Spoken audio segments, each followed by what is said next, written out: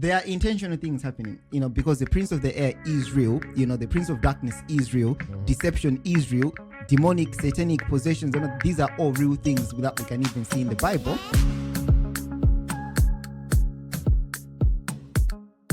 Ladies and gentlemen, welcome back to Offbeat POV. My name is Chin and I'm joined by my co-host Pronik and Fat Sunny. Listen, hey. Hey, yo. It's been a long week, Shim. It's always after the intro where I start fumbling my words. Okay, listen, we are glad to have you here with us today. We hope you enjoy the discussion. If you haven't already, find us on YouTube. You find our whole back catalogue on there. We're also on Instagram or Facebook, Spotify, all those good places. Listen, today we're going TikTok. to discuss... What are you laughing at? I heard butt cutter. Huh? Oh, back catalogue. Yeah. It's not what I heard. Carry on. It's a Christian podcast, guys. Okay. All right. Listen, long story short, if you like what you hear today and you want to find us on the other social media platforms. Okay? That's the end of it. Right. So today we're gonna start by going into the world with Pronik.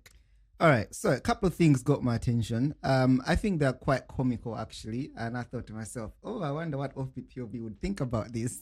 I want to start with the King's photo unveiling. Yes. Now, I've sent you both the clips you've watched. Obviously, it's a very interesting photo. Drenched in blood, is what I would say. Because it is drenched in blood. I don't even know what the artist was thinking. But... they have explanations about it. It makes sense to some people, but obviously it caught attention because there was another group of people that were like, this is a bit dark, this is a bit weird, this is a bit satanic. Now, the reason why I thought to myself, this is funny, is because this other clip I showed you, people now did some weird things to the photo where they got the same photo, flipped it upside down, and apparently you could Why are you flipping the photo? Like, do you remember that time, Rihanna's Umbrella, and people were playing it backwards, upside down, from the middle to the front? Like, subliminal messages. Why are you playing the song backwards? Like, why?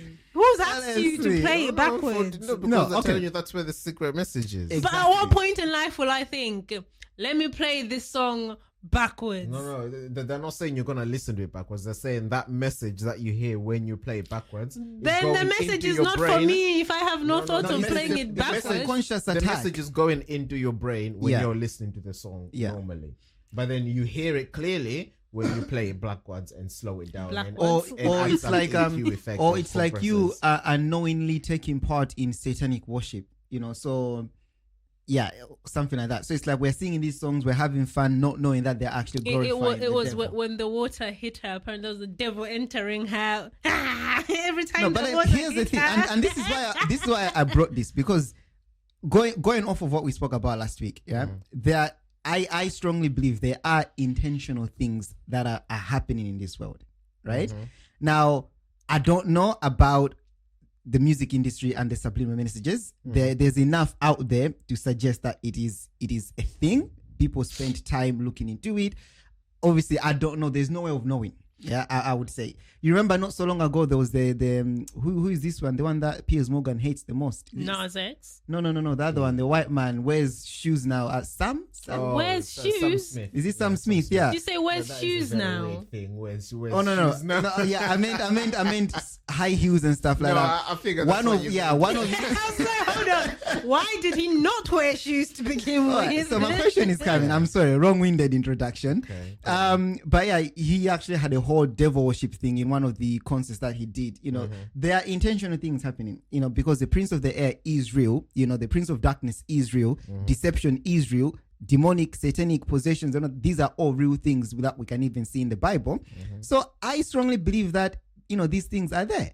So that's why this caught my attention, because if you do flip it, clearly there is the face of is it the God or whatever. You guys saw that, right? Yeah. Yeah. So the question is, to Offbeat POV with our Christian views, is this another far-fetched thing? Is it a coincidence, or do you actually believe that there's something to what is being alleged? Let me put it like that. I don't know. The answer could be any of those. Unless we're the creators and we know the inside story, we can sit here and speculate forever, but the answer could be any of those. I think as Christians, I want us to be mindful not to give too much of our time to things like that, because we've got to remember at the end of the day, when people create stuff, they want it to gain traction, so they will put little things in there so that people can be talking about it for ages and ages and ages. But with something like this portrait, okay, then I spend 4-5 hours listening to all the theories, turning the picture upside down, mirroring it, doing a headstand and looking at it at a 95-degree angle with my neck like this. I've spent 5 hours, but what's that achievement? So I get it. I think definitely as Christians, yes, I do agree with you 100%. There are subliminal messages and a lot of things that are there, and we have to be mindful, especially, again, my favorite topic when we're showing things to our children, that kind of thing. But we also have to be mindful for not to fall into the trap that they want us to fall into, where we are completely engrossed in things like this that we actually forget why we're in it in the first place. Now you spent 2 weeks looking at this picture, trying to even recreate it. So yes, I get that there is these subliminal messages, but at the same time, the marketers of things like this are not stupid. They want they want them to gain traction. They want you to pay attention. They want you to be looking at it for hours and hours and hours, because now the whole world is talking about it, and now they're making money. And their art is out there. Well, I mean, it's possible that, okay, I'm going to say two things that are going to sound contradictory. So you got to follow me. So the first thing I want to say is that if it is a thing, let's say there is an image of, I think it's Baphomet or some god on there, it's possible that the artist did that without knowing. So as in, we're gonna talk about like the influence, you know, if someone is part of that world, if those are the spirits that lead them and everything, they could do it without knowing. It's his fruits. Exactly. In the same way that it's possible when people talk about subliminal messages in movies and TVs and everything, it's possible they're done without the creators thinking, okay, I'm gonna put an image of Satan here. It's subconscious. Fine. But then it's happening because of the spirits that are leading them. So it's possible in that sense. But then my question, or where my brain goes, is, okay, for us Christians, to what end? So again, someone could argue that maybe that's how. I guess what I want to ask is, if I'm a Christian, I'm being exposed to that. Will that alone cause me to depart from the ways of the Lord? That there is something similar to what Fasani said, and I thought of a question to answer that. You thought of a question to answer yes. it. Okay. Would you not say that you know how they say with knowledge comes power, right? Yeah. So would you not say that to what end, as Christians, we need to know of these things, therefore we would know what to stay away from? Could that not be the end? No, but don't be consumed. Because the issue... Nobody what? Sorry, say again? No, but don't be consumed. The issue comes when these things now consume us as Christians. It's the only thing we're talking about for 2 weeks. And I think that's also, if this is orchestrated purposely, that's also another element. So you meant yes, but don't be consumed, because you said no. Yes, no about it, but don't be consumed by it, because like Chin said, to what end? Now you're like I said, you're consumed with it for 2 weeks. To what end? Now you see a BMW, the logo is devilish. I can't drive a BMW.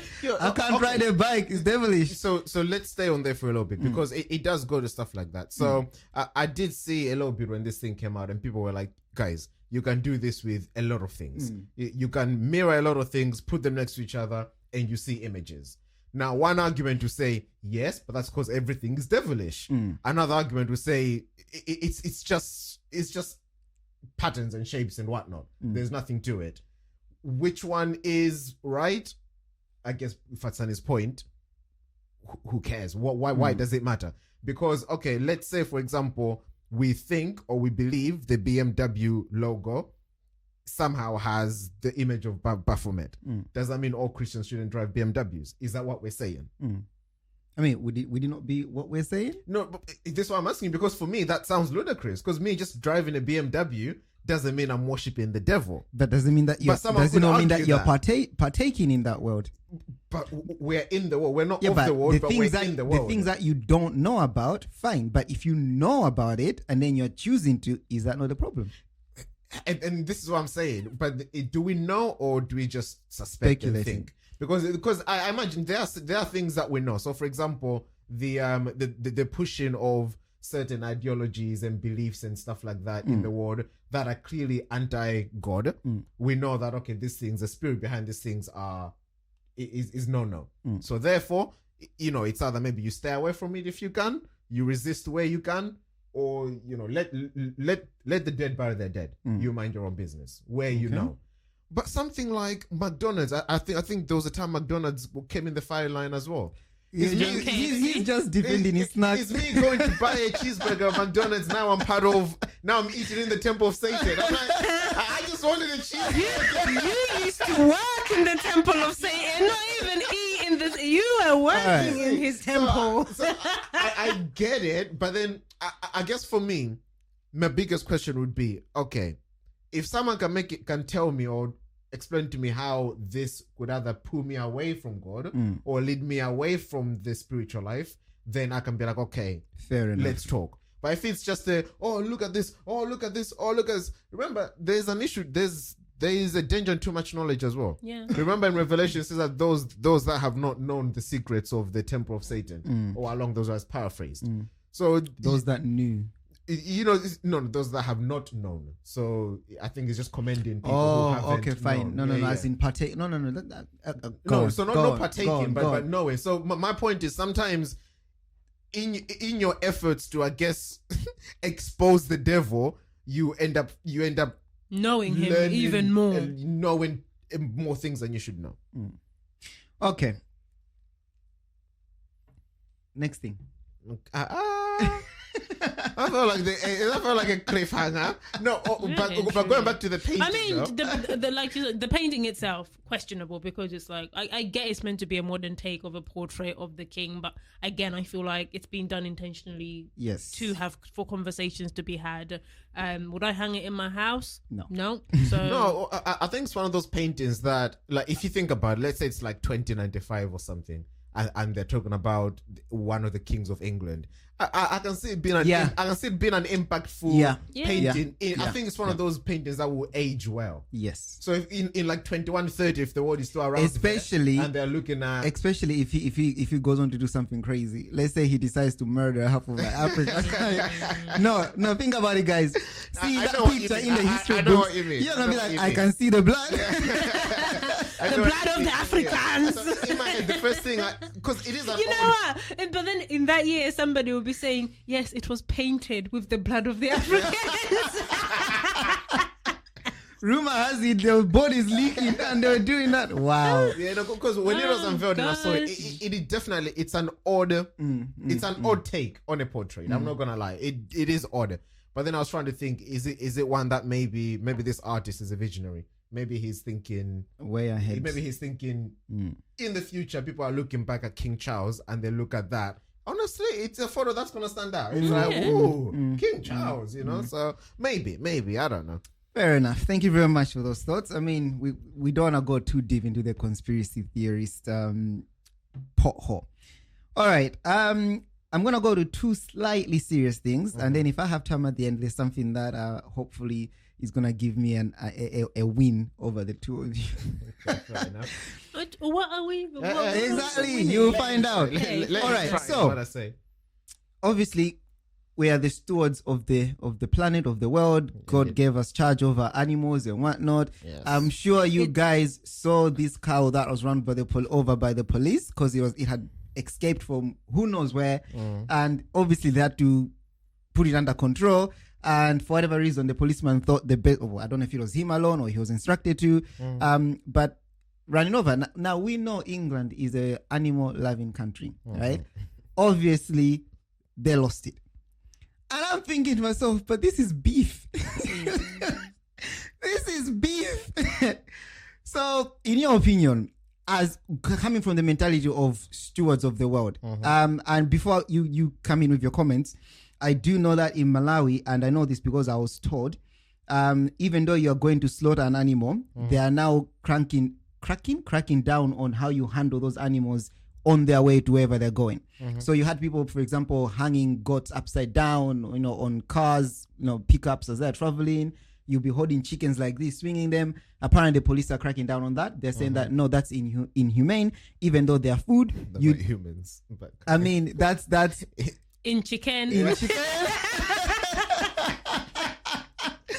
But they're no longer, they're not allowing that. So they're saying that even though they're food, let's treat them with We've dignity. lost you, you might. sorry.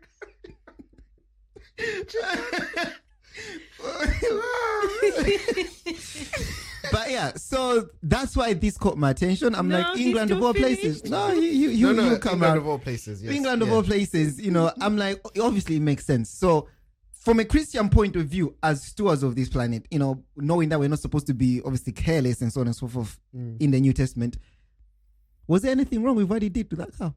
I mean, I heard about it, but I don't actually know about it. So you said the cow had escaped. So what are the details? Okay. Because you know me, the details matter. So the cow had escaped and it was roaming for ages in Surrey. In Feltham. Yeah, so for ages they were Do you know why I trying. said Because you live in there. We grew up in Feltham. So for ages Rodman. they were trying to stop this cow. Was it like in a populated place or In the streets. Yeah, he was running around in the streets, and obviously it's a cow. Interesting. I know, Yeah. obviously cows are cute and yummy and stuff like that, but they can also be dangerous. I would put the word yummy, but I don't put the word cute. yes. God. Obviously, they can also be dangerous. Yeah, they're a big animal. Like big if animal, it bulldozes you over, you're not gonna be okay. So obviously it's been a while, and then when this police car found it, the police officer rammed into it. So what happened was It's he rammed currently at into the it. vet's getting treatment. Apparently, he had minor injuries. That was the report. So basically, the car rammed into it first and Are foremost. you okay?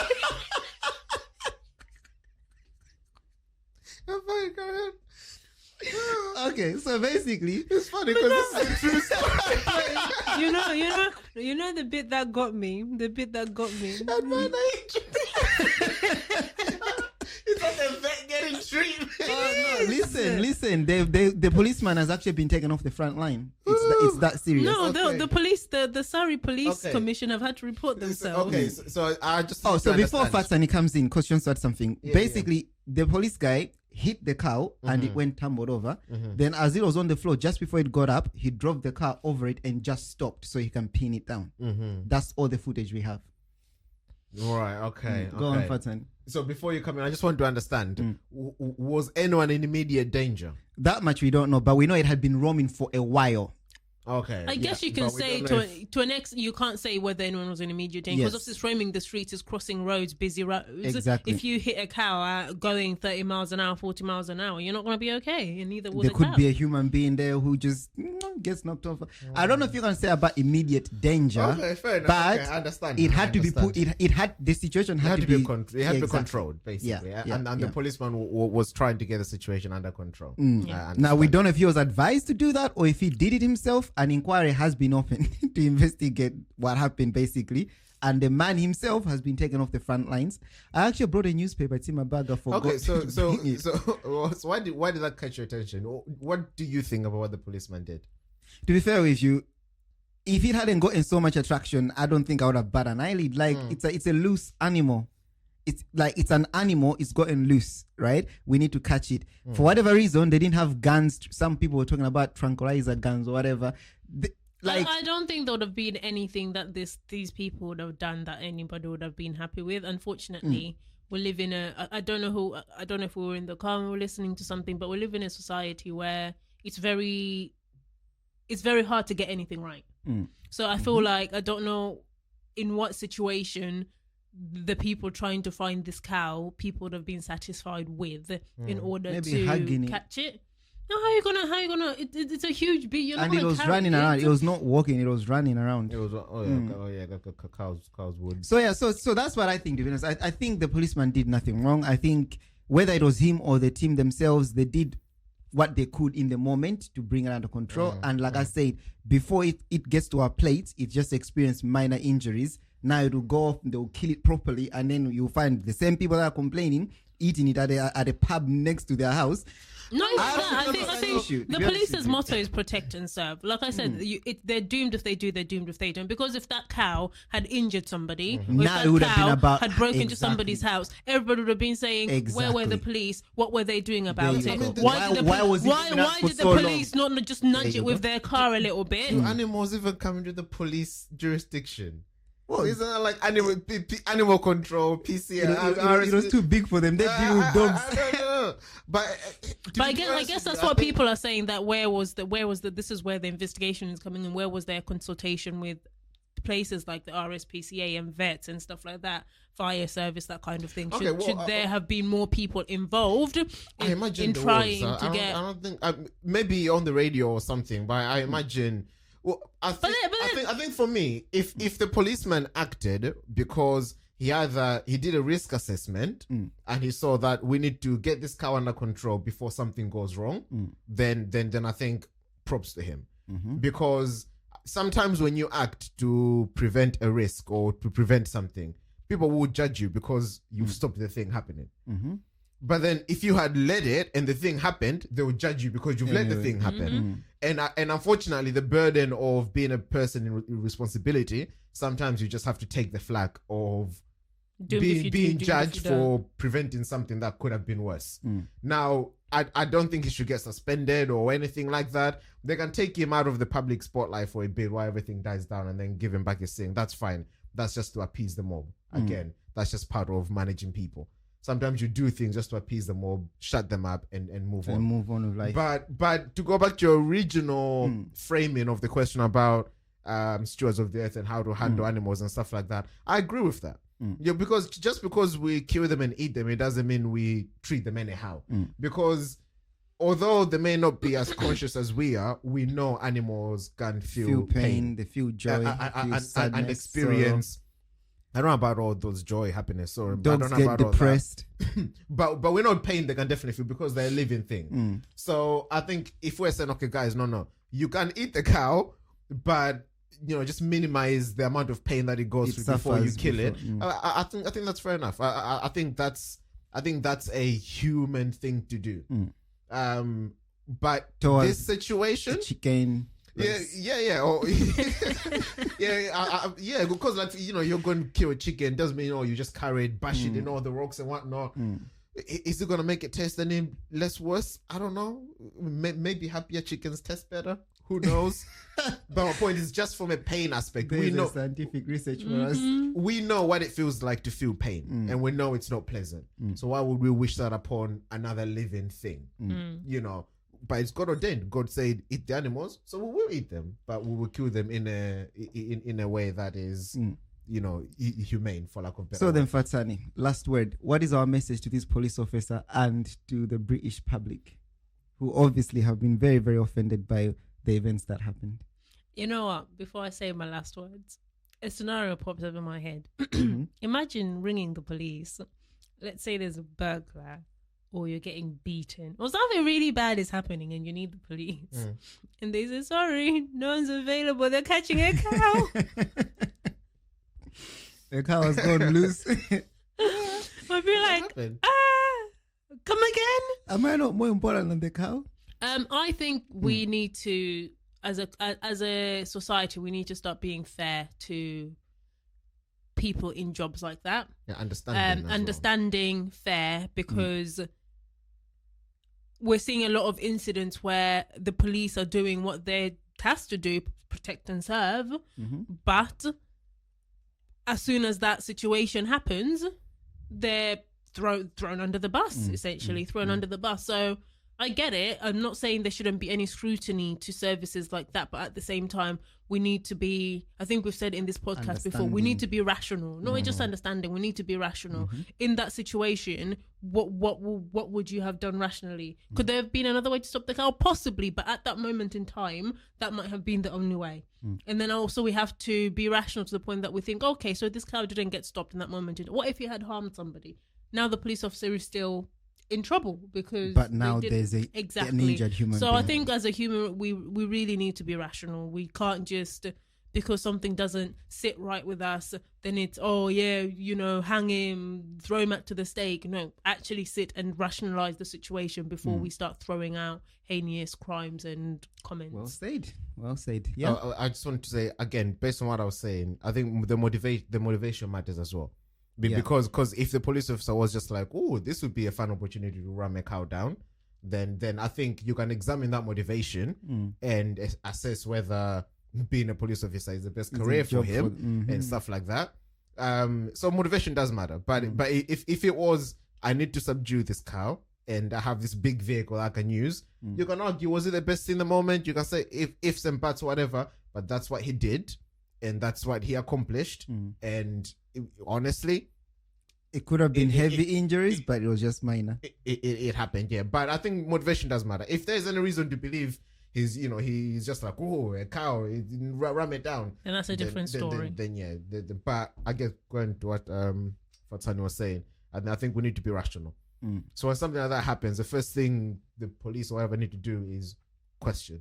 Okay, why did you do this? I did blah blah blah blah. You told me to. Somebody in my ear told me to. Okay, John, go about your way. Well done, kid. You did a good day's work. Yeah, boss. All right. So just don't show your face for 2 weeks. For the last one, before the extra section, if you're gonna allow me, tickled me a little bit because we have discussed it before on the podcast in a different context, though. But what caught my eye is the fact that the term Good Samaritan was used. Now, we know Good Samaritan comes from the Bible. Well, I don't know if you read, well, I don't know others, but for us, it's in the Bible. Yeah. And it's a story where basically there was an injured person and another man was coming, found the person injured, so on and so forth. Go read it by yourselves. It's in the Bible somewhere. Search between Genesis and Revelation, you'll find it. Right? Wow. So, this story, apparently in London, thieves have, arose, where they are pretending to be vulnerable, pretending to be tourists, pretending to be lost, pretending to be looking for directions. And they'll ask you for, do you know how to get to this place? So on and so forth. You grab your phone, you open it, and they'll snatch it. And there's a guy that was attached to this particular story. I think his name is Sam. Snatched about 20 mobiles, but I think he's been convicted for like 15. But I think it was a suspended sentence, which is why it sparked a little bit of conversation because they're like, oh, well done. That's going to deter people from doing it. Again, please don't quote me on the facts. Go look at the news yourselves. We're not a news station. So the reason why this caught my attention is because, like I said, we have spoken about the Good Samaritan before in the 21st century. But it was even closer to home for me because once I've been approached by a lady on the bus. I was on the bus. That was recent. I'm talking about 2 or 3 weeks. I don't know what happened to her phone, but she was sat there. We were right at the back of the bus, and I think she asked the first person that was in front. He must have, I don't know what he responded. And then she turned to me and asked me, do you have a phone? Can I call somebody, please? So my mind clicked in a very short space of time. Is this after you had seen the Good Samaritan? No. I saw this news came out like a few days ago, if I'm not mistaken. Yeah. So this was before I was even aware of this. So, but my brain moved quite a lot, like quite fast, because I'm like, okay, it's the 21st century. Everybody has a phone. Like nowadays, £5 a month can get you a lot of data, and everything comes with unlimited minutes and text because nobody uses them anymore. So I'm thinking, and I looked at her. I'm like, no, if she was to run, I could catch her. Wow. I assessed risk assessment. I'm telling you, I assessed the way she was dressed. She did look a little bit. I don't want to say this on air, but she looked a little bit like, you know what I mean, disheveled. No, I actually don't know what you mean. I have no way of saying it, and the way that I want to use, I don't want to use it. So anyway, she looked a little bit, like, okay, Unkempt. She could be a gangster, not gangster, but like unruly. And yeah, she could run off with my phone. She looked like a thug.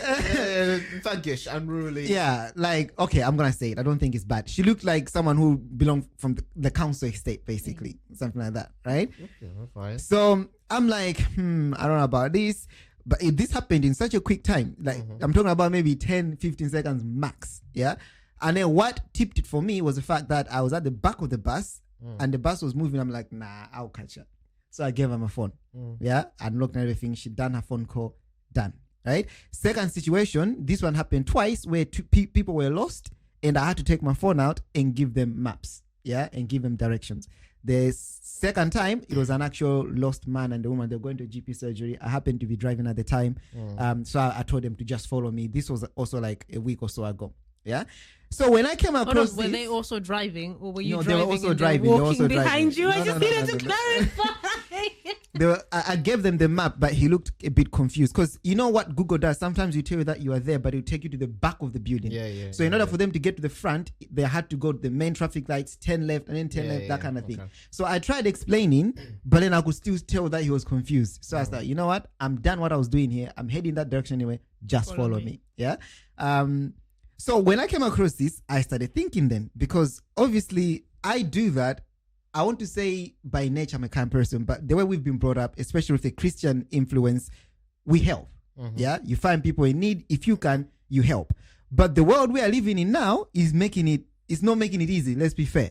Yeah. So with this phone snatching business, people pretending to be tourists, vulnerable, we are lost. What's our message to Christians out there? What are we telling them to do? There's a saying. It's a lot of money. I have all my work on. Well, it's not a lot of money. It's not fun. But I have a lot of my work on this. Can I really risk it being snatched? And then I'm standing there like, what am I gonna do? I think we were having this conversation the other day. I don't know how the conversation came up, but Chin recalled this like I knew it as a WhatsApp message that goes sent around by your aunties and your uncles, and you get the message like 50 times. He said that somebody had told him the story, but it was where a man was trying to rescue a cat, and the cat kept scratching him. I know as somebody was trying to rescue a person or something, and a snake kept biting them. And somebody said, my guy, you keep trying to rescue this cat, but you're just getting harmed in the process. It keeps scratching you. Why are you still doing it? And the man replied something like, you know, the cat has its character and it's in its nature to do that. It's in my nature to help. So I'm not going to change my nature for the cat's nature. It's only doing what's in its nature. Yes, but then in saying that, it doesn't mean be foolish about it. You've still got to assess situations. You've got to see where you are, who you're with. Because if it's like, let's say me as a female, if it's in a dark alley and the guy is hooded, wearing all black gloves and stuff, I'm gonna take a bit of caution. Because a hooded wearing black gloves person can't be lost. No, they can be lost, but I've still got to take a bit of precaution. So let me just run with that then. In that situation, what are you doing then? Or rather, what are we telling people to do if they're in that kind of situation where they feel that I don't know about this? In a risky, it's okay for them. If you feel like you're in a risky situation, I would say you're well within your right to protect yourself in that situation, because at the end of the day, as human beings, we feel it in ourselves. Like, you know what, I don't feel safe in this situation. I'm in a dark alley. It's nighttime. There's a man that I can't even identify. Should something go wrong, let me 1212 get out of this alley. If he really wants to ask me for help, if I'm in a lit bit and he still approaches me and says, and there's people around, can I have direction? I might reassess and say, you know what, I feel safer here. Even if something was to happen, I'll scream, there's people, whatever. So yeah, I would say carry on helping. Should the unfortunate situation happen where somebody does snatch your phone, we have it's a tangible device. Is it going to be get insurance? Is it going to be inconvenient? Absolutely, because all of us live our lives on our phones. We've got our calendars, we've got our diaries and stuff like that. 100% inconvenient. But it doesn't mean we have to change our nature and our character, because we've got to remember that Good Samaritan in the Bible, he didn't have to help. The whole point of that story was that the people that had passed before the Good Samaritan were like the other person. They're the ones that should have helped because they were of the same kindred. I don't know if that's the right word, but the person that helped was not a person that should have helped that man, because he was not even from around this, and that was unheard of. So I think as Christians, yes, it's good. And I suppose this is also part of our test as Christians. It's gonna get harder to be a Christian, but we've got to stand firm. We've got to persevere, and our fruits have to follow us wherever we go. That would be my short, long-winded answer. Coach? Yeah. To be honest with you, I was gonna cite the same experience, and at the end of the day, it is Which experience? I say experience, the story of the man trying to rescue the cat. Okay, fine. And the nature. And the Bible has commanded us to live a certain way, right? And it is our duty to carry that out. I don't think we can turn around to God and say, yeah, but there's a risk my phone will be stolen. Like, really, is that an argument that's going to stand up? Having said that, if it's a rising issue, then we can take certain precautions. Just so if it does happen, then like you said, it happens, but at least insurance, you can so for example, insurance, back up your stuff, or even there's cases where you can put a thing on your hand or whatnot. Oh, true. So that if someone tries snatching it, they can't if it's that deep. But ultimately, I think it's not something that should deter Christians in helping. I think it's because what are we saying is you not helping someone worth you saving your material device, because even if it's something small, like just directions, it's like it's a small thing, but to somebody those directions might not be a small thing. You those don't know directions what led to them you to don't get know there. what you don't know what those directions. That's my point exactly. To say that it's a small thing, like I just showed him directions, but then is the risk of this device might get stolen? Is it worth me denying the help to that person? Another thing I was thinking about when you guys were talking, the Good Samaritan story, that came at a cost to the Good Samaritan. Because he took the guy to the inn, he paid, he cleaned him up. So sometimes we feel like good deeds don't come at a cost. No, they do. So sometimes good deeds do come at a cost. That's a good point. And so if you're saying, okay, in me being a good Christian, the cost is my iPhone gets stolen. This is a Huawei. But for you, don't get it twisted. For you iPhone listeners, if the cost of me being a good Christian, that's what we're talking about. We're not talking about helping a person. We're talking about being a good Christian. If the cost of me being a good Christian is my iPhone gets snatched, that's a decent price to pay. Because the other cost is eternal perdition. But yeah. So if someone is definitely worried, and let's say they're in a hotspot or something, take the measures. Get the strap, insurance, precautions, like you said, assess. And if you're like really, let's say you're like, I'm not sure about this person, you can even say, you know what, there's pubs on every other street. Oh, there's a pub here, whatever. Let's go. Let's see if we can find a map there or a phone, whatever. You can offer alternative help. If, let's say, you've looked at the person and you think, I don't know about this, you can still offer help without maybe needing to get your phone out. Oh, you want to get to, I'm not quite sure where that street is, but you know what? There's a pub around the corner. Let's go there. Let's ask someone. Let's see if and then if at that point, when they start swearing at you, you realize it didn't need the. If they're genuine, they'll agree. Though, and you even talk to them in the meantime. It's like sometimes when I like the homeless people approach you and they're like, "Oh, can I have some money for food?" And genuinely, I don't usually have cash on me. I genuinely not. If I have cash on me, it's like 10p or something ridiculous like that. So sometimes I'll be like, I don't have any money, but there's a McDonald's there. I'm happy to buy you food. And the amount of times they've cussed me. And I'm like, you say I'm like, you wanted my G, you didn't want food, did you? You wanted food. I'm offering you food. But I guess that's not the way that they wanted to get their food. But on the flip side, there are some who I mean, there have been somewhere that'd be like, yeah, that would be brilliant. And we'll go get food. One more thing before you come in, because I want to hear your thoughts. I also think we have to be aware that these things make the news because obviously they're rising and stuff like that. But it is still the minority of cases. Yes. It's not. It's more like 2 out of 10, if that. Because that could go either way. To be honest with you, that could go either way. Because sometimes when we see things on news, we feel like 8-9 times out of 10 my phone will get snatched. No, these things. In most cases, most people that approach looking for help are genuine. And you've got to think sometimes in certain areas, organized criminal gangs will target a certain area for a period of time. So yes, in that area, that thing will increase because they've said, let's go to Surrey. Let's go to Surrey and try out this heist, whatever. So yes, in that area, that thing will increase and it will make the news, but it doesn't mean it's happening nationwide. Yeah. Fair enough. I don't think there's anything more I would add to that, actually. I like the way you've presented it, because especially But if somebody emails you and says they're Nigerian prince and they need help and they need money, oh no, of course not. I get you're a Christian. You're a Christian. Delete the email. Trust me, delete the email.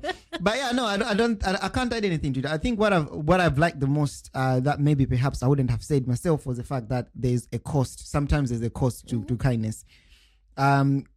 Being a good Christian doesn't mean smooth sailing, you know, and a cost can be you losing your phone because you genuinely felt like somebody needed help and you did what you're supposed to do. You know, I'll go as far as you don't even have to feel like helping. You do it because it's an obligation. Of course, yeah, we are instructed to help, just like we are instructed to help the poor. You know, in the Bible, there is a particular, even in the New Testament, there was a particular thing when they were getting together, so on and so forth.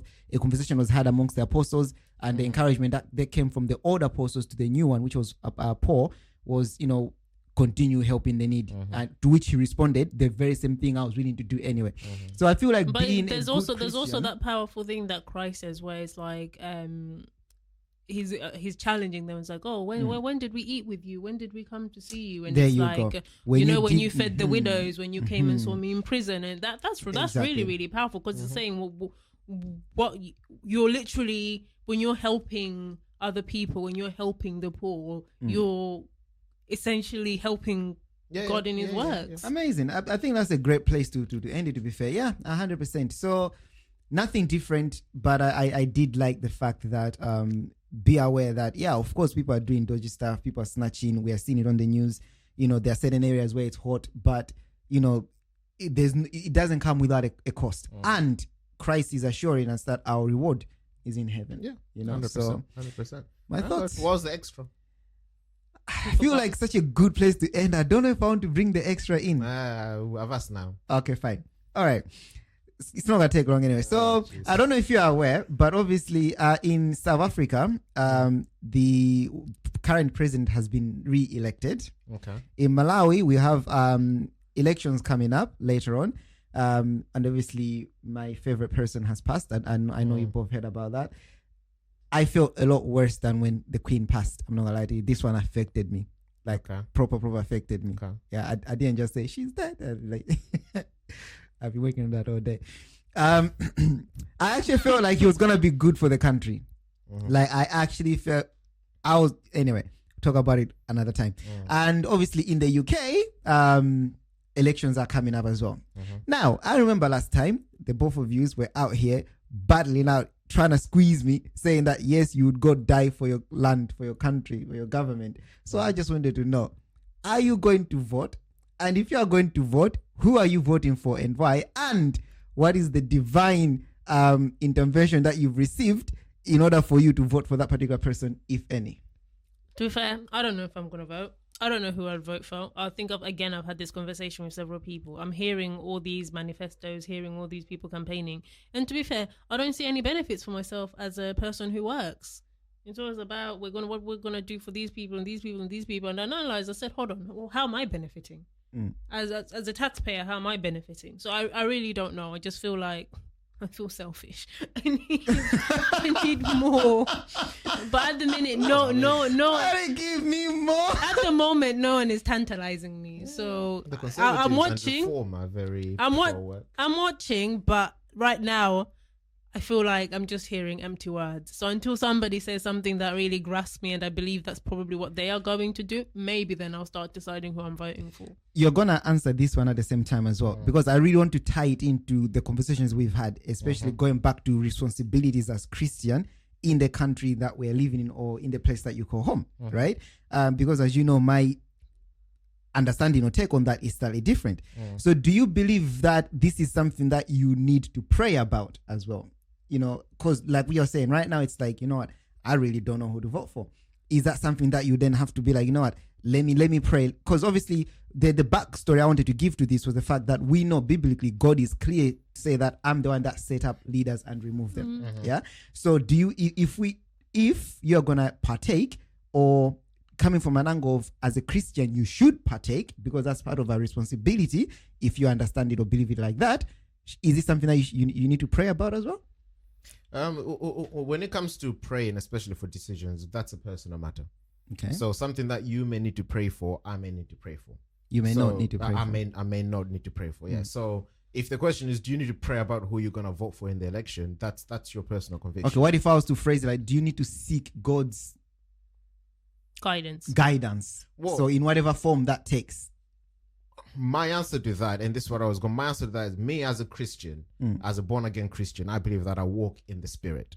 So every second of my life is guided by the Spirit. Every second of my is guided by the Spirit. Now there are certain things in life, when it just says, this kind of things require you need fasting and praying. So there are certain things in life where you're like, hey, you know what? No, this one I need to get down on my knees. But for me, a lot of things because there are times I'm just talking to God in my head. I'm asking questions. I'm arguing, and for me, it's a continual thing.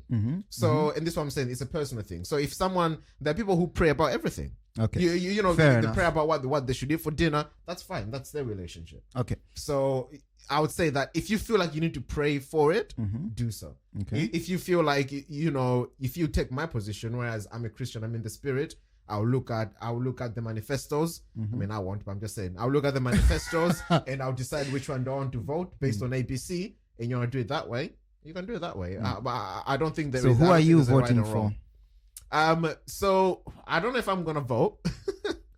But yeah, I don't know if I'm gonna vote. But if I'm gonna vote, it would be more likely the Conservatives than the Labour government. Okay. But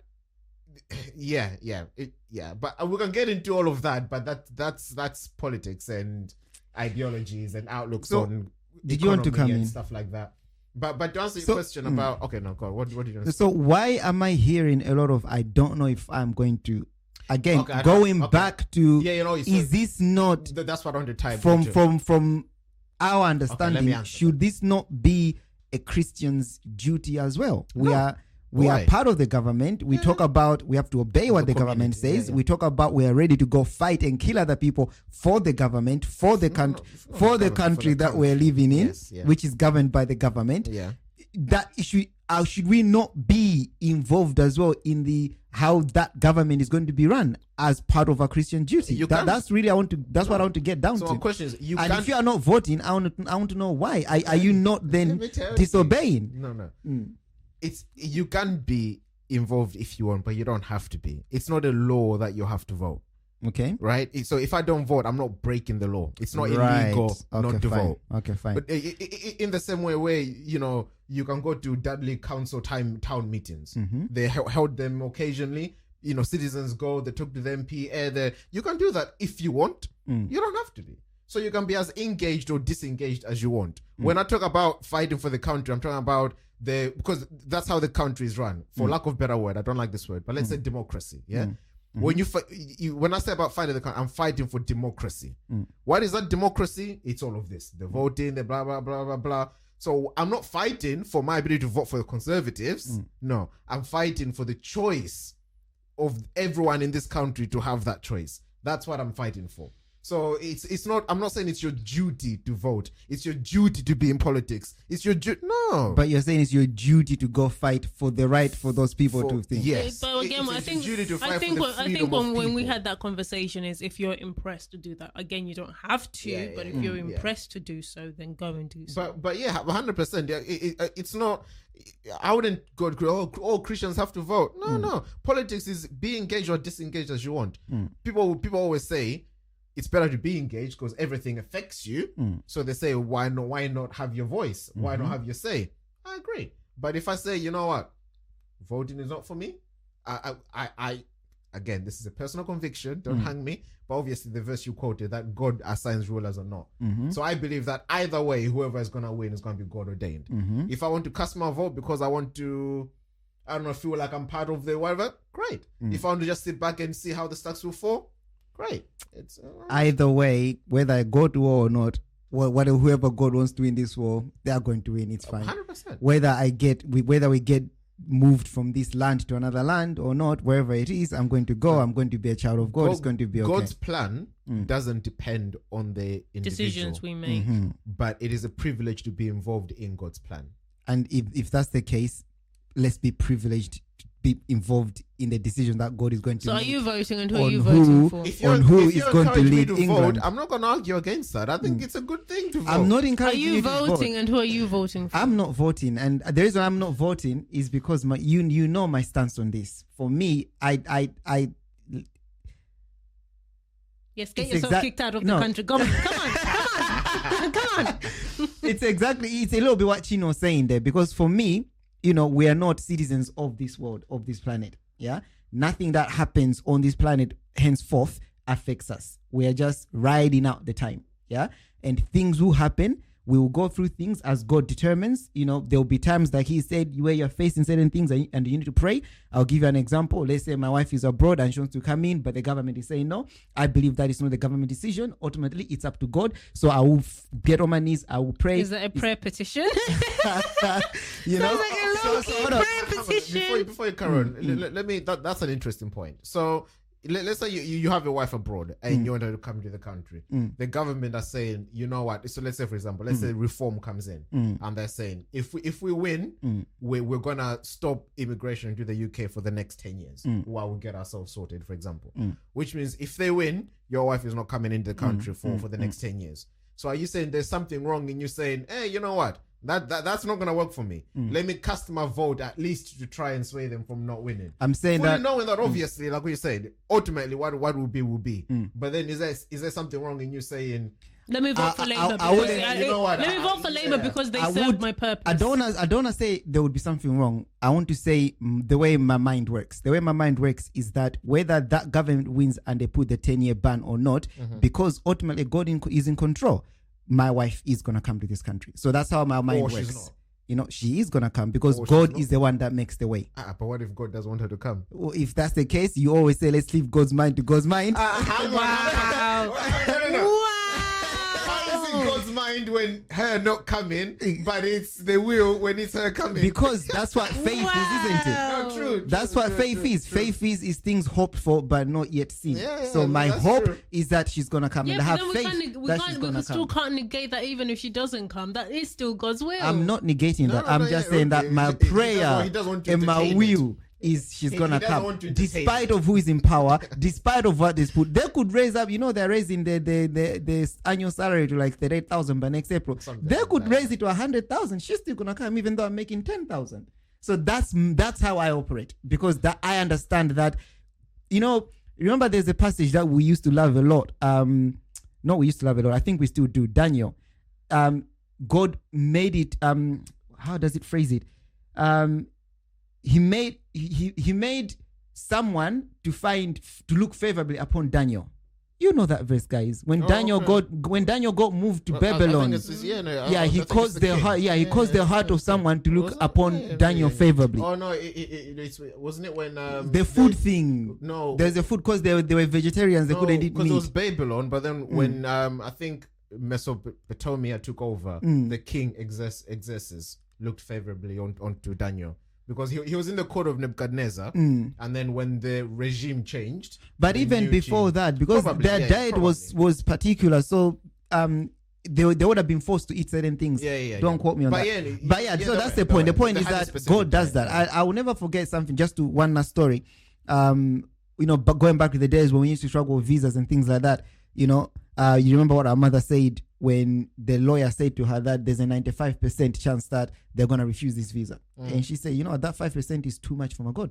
And those visas came back. We're not refused.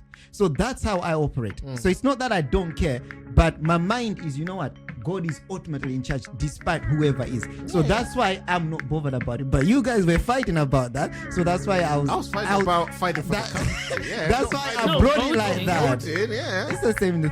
No, it's really- Anyway.